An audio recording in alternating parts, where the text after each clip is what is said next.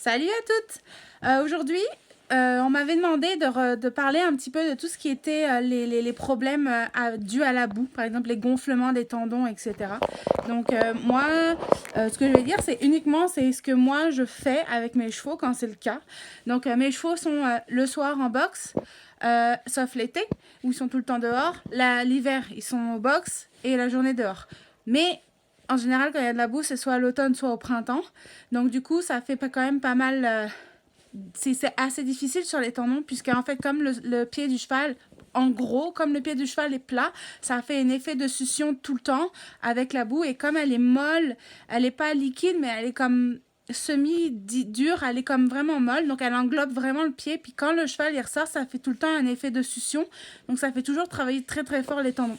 Donc pour régler ça, ce que je fais souvent, c'est Hero, qui est mon thoroughbred, qui est un galopeur. Lui, il est plus sensible que les autres. Donc, du coup, ce que je fais, c'est que j'utilise un produit qu'on trouve ici au Canada, qui s'appelle ça. C'est du Blue Lotion. Ça rafraîchit, en fait, les tendons. Vraiment beaucoup. Ça leur fait beaucoup de bien. Puis, ça les fait vraiment... comment dire... ça enlève un peu l'enflure. Mais... on s'entend que quand on fait de l'enflure due à de la boue, des fois ça peut être plus important. Donc c'est là où ça sera important peut-être de mettre de l'argile ou peut-être donner des anti-inflammatoires. Et encore là, il faut voir ça avec le vétérinaire. Moi, ce que je fais, c'est que je mets de l'argile avec 2 huiles essentielles, eucalyptus et menthe poivrée. Ça décuple les effets de la chaleur et en même temps de l'effet astringent qui va aller chercher comme un peu le mal dans le tendon. Après, je mets des bandes de repos. Et en général, 2 heures après, c'est fini. Moi, j'ai la propriété d'avoir un cheval qui est vraiment chanceuse, qui est vraiment pas fou au champ. Donc, des fois, je le mets, en fait, je le change de champ et je le laisse avec ses bandes de repos dehors. Par contre, quand tu le laisses avec des bandes de repos dehors, assure-toi qu'elles tiennent vraiment bien parce que si ça tient pas et que ça se défait puis que ça finit par se défaire, ben là... il peut marcher dessus, puis là, ça peut être encore pire que ne rien mettre.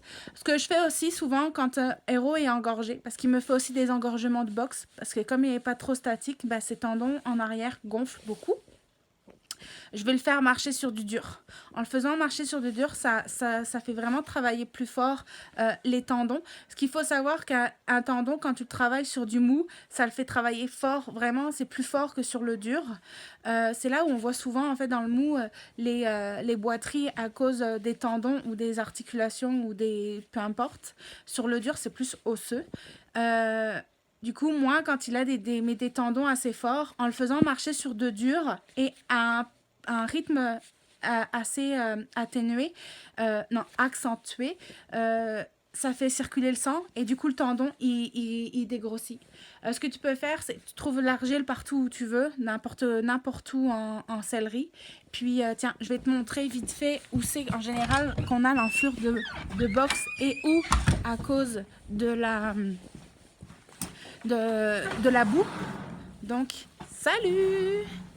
Hey, salut Excalibur! Salut!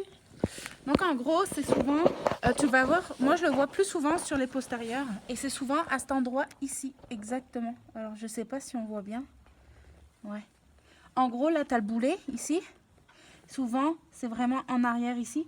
Et des fois, alors à pas confondre avec des molettes. Les molettes, ça sera tout le temps, puis c'est vraiment petit et rond. Alors qu'une enflure de boue ou de boxe, tu verras que c'est comme un peu plus ovale. Des fois, tu vas l'avoir aussi en avant. Je sais pas si on voit là. Hop, ici. Ok. Bah, la chance, hein, il a les pattes blanches. Souvent, ça va être vraiment dans le secteur ici, là.